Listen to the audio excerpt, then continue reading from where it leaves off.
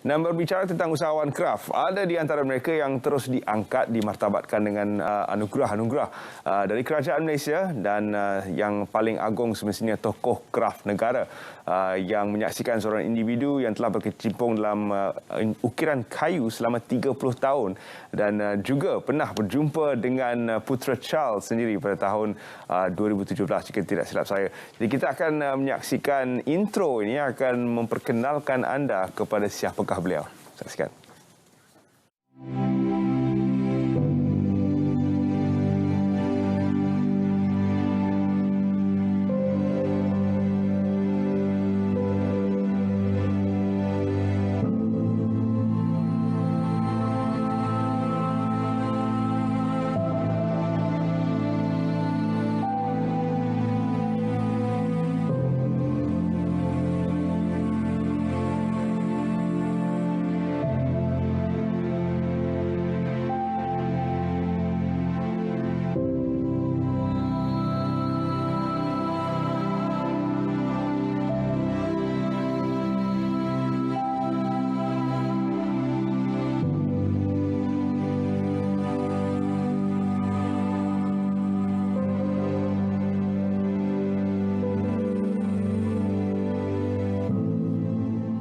Baik, ucapan tahniah untuk Tuan Nur Hazanuddin, tokoh kraft kebangsaan bersama kami pagi ini. Assalamualaikum Tuan. Waalaikumsalam warahmatullahi wabarakatuh. Terima kasih tahniah atas anugerah yang telah pun diberikan. 30 tahun penglibatan seperti tadi disebutkan tadi, telah pun bertemu dengan tokoh-tokoh pemimpin di peringkat antarabangsa. Tapi kita ingin bawakan juga perjalanan Tuan itu di awalnya timbul minat ketika melawat sebuah bengkel seni. Betul Tuan? Saya.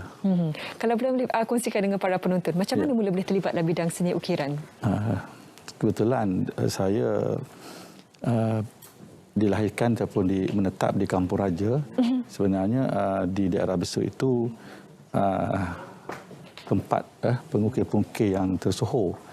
Yang sebelum ini seniman negara ya Wan Su, cuma dalam 2 km daripada rumah saya di Kampung Raja. Dan Tengku Ibrahim dalam 10 km tokoh kraft negara yang pertama yang dinobatkan pada tahun 98 tak silap saya.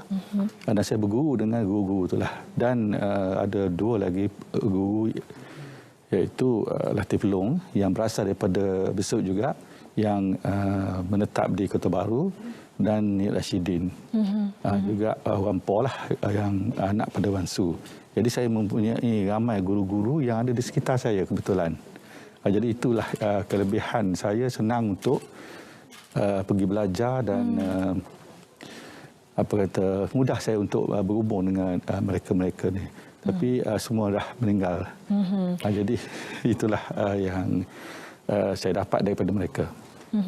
Sepanjang pelibatan Tuan dalam bidang seni ukiran, apa kalau boleh kongsikan satu ataupun 2 pengalaman yang paling tidak dapat dilupakan? Itulah yang tak dapat lupakan ialah saya diminta untuk menghasilkan karya saya di Islamic Center di Oxford. Pada tahun 2005 bermula.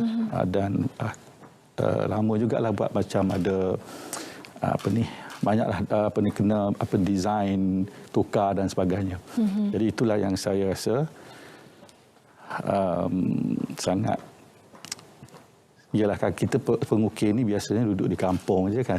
Di bandar pun kita tak datang, cuma datang ke bandar ni apabila dipanggil, seperti yang berlaku sekarang di HKK Hari Khas Kebangsaan di Jalan Konleh. Itu setiap tahun selalunya kita dijemputlah untuk bersama-sama untuk memeriahkan.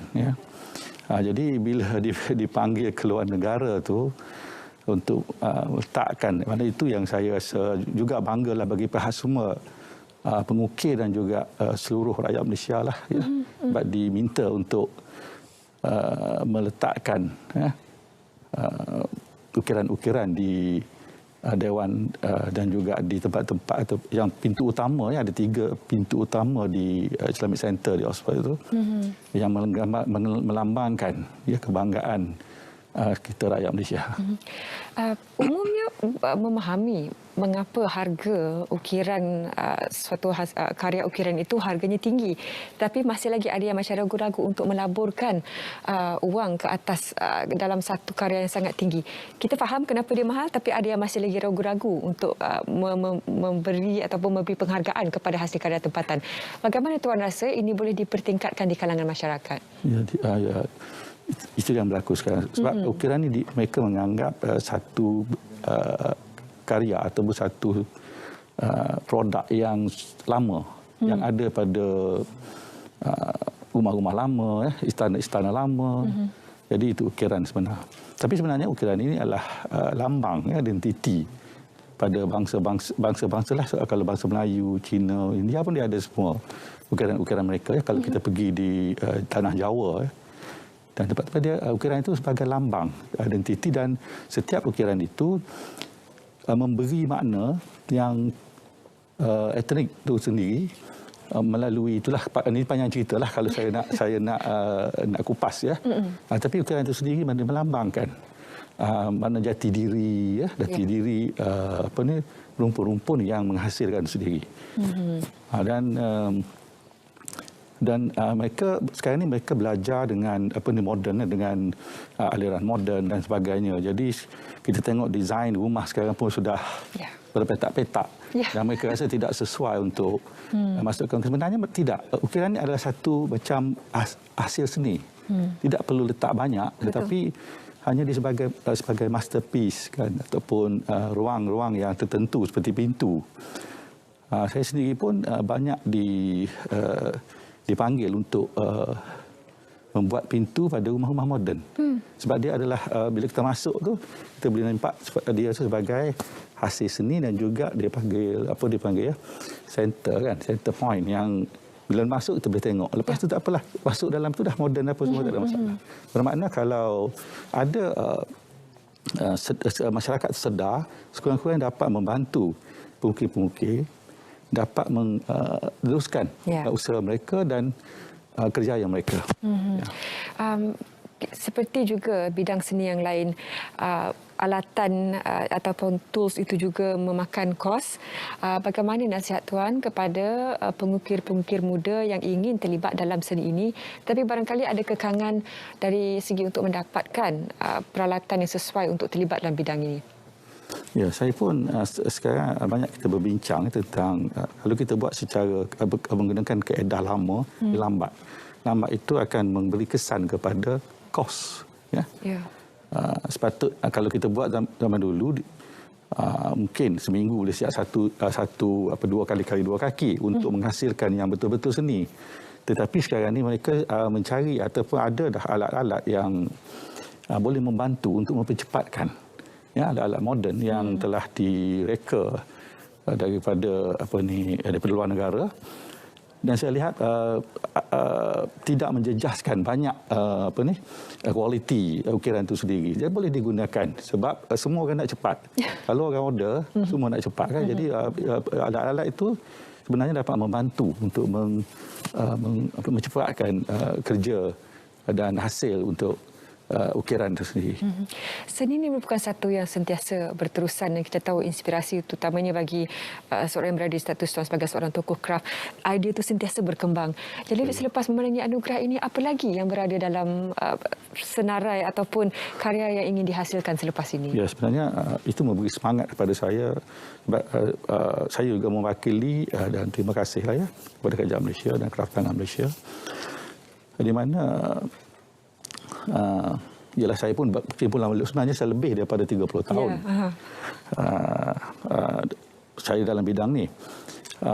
Jadi memberi menambah lagi semangat saya untuk lebih berkarya, lebih daripada apa yang kita lihat. Jadi tetapi tanpa menjejaskan identiti itu sendiri. Jadi bila saya cuba dengan motif tradisional yang digabungkan dengan contemporary, memberi satu minat baru kepada masyarakat, ya, sebab mereka sudah jauh ke depan, maknanya mengikut arus, jadi kita ke belakang. Tapi bagaimana ukiran yang dianggap kuno ataupun dipanggil ortodok tu, macam mana dia nak duduk sekali dengan arus tu. Jadi saya cuba dan mereka, masyarakat itu sendiri menerima. Tapi sebenarnya saya ini seorang yang konvensional dalam seni ukir. Sebab saya dilatih oleh guru-guru yang berpegang sangat kepada. Tapi tak boleh. Kalau kita pegang, kita akan terpinggir. Saya dah cuba. Tapi akhirnya kita ditinggalkan. Ya, evolusi itu kena ada. Kena ada. Kita kena bawa juga, tetapi tanpa menjejaskan. Maknanya kalau kita boleh bawa dalam desain moden, kita bawa dalam 30 atau 40%, itu sudah cukup. Dan untuk sambutan kraft kebangsaan ini sehingga 7 Mac nanti, apakah warga masyarakat boleh bertemu dengan tuan sendiri?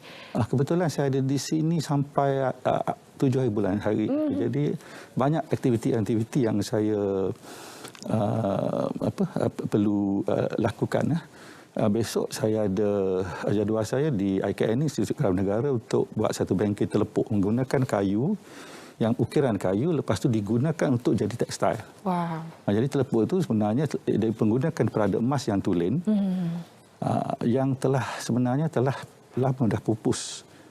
Jadi orang tak guna lagi. Sebab apa? Sebab tidak ada permintaan dan tidak didedahkan kepada masyarakat. Jadi kita cuba. Bagamana tuan lihat peranan kerajaan dalam membantu artisan kraft, dan bagaimana mereka telah membantu tuan sehingga dalam perkembangan kerjaya sehingga kini? Ya, kalau kraft tangan ni saya daripada saya mula-mula. Masa saya budak-budak lagi, rambut saya rasa lebih kurang panjang ni. Sezaman remaja saya dulu. Rambut artis seni. Ya. Jadi saya dengan kraft tangan ni sangat itulah. Pegawai-pegawai yang sama dengan saya dulu dah pencen semua dah. Jadi maknanya sampai begitu sekali saya dengan kraft tangan, dan tidak pernah kami berpisahlah. Kerana selalu ada, dan kraft tangan yang sebenarnya yang membantu ramai, memberi dorongan juga pada pukir-pukir di Malaysia ni, yang ramai yang dah berjaya. Jiwa tokoh kraft ni seorang yang sangat pemurah, sentiasa bercakap tentang memberi kepada orang lain. Bagaimana pula sokongan yang telah pun diberikan kepada tuan sendiri, pengukir yang hebat-hebat itu, maka saya pun ada tanam minat yang mendalam. Dan apa lagi, ya, saya ingat mengukir ni sebenarnya mereka ada mazhab-mazhab sendiri ataupun aliran-aliran, ya. Ada geng. Ya, dia ada aliran-aliran. Jadi tapi alhamdulillah pada tahun 2011 kami, maknanya generasi muda, ya, tapi dah tua lah saya sekarang ni, pada 2011 kami dengan pengukir-pengukir lain dapat bergabung dan menubuhkan satu persatuan penggiat ukiran kayu Malaysia. Itu satu kejayaan yang besar, dapat mengumpulkan dan kami memberi idea. Baik. Dan juga kita bawa kepada pihak-pihak kerajaan seperti Kraft Tangan dan Malaysian Timber Board. Untuk itu terima kasih tahniah sekali lagi Tuan Razak atas anugerah tokoh kraft kebangsaan telah pun disampaikan kepada beliau, tuan.